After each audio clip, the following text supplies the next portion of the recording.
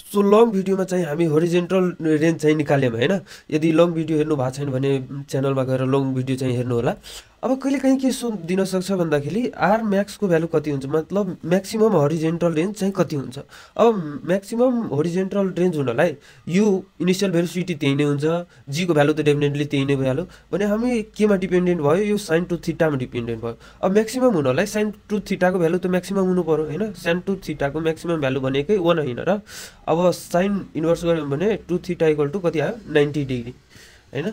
Therefore theta equal to कति आउने हो 45 डिग्री।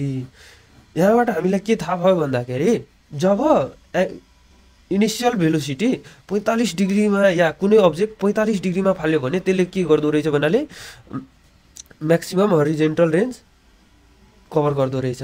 अब हाम्रो चाहिँ आर म्याक्सको फर्मुला चाहिँ के हुने भयो यु स्क्वायर, अब sine two theta equal to 1 हुने भयो यु स्क्वायर बाई जी है।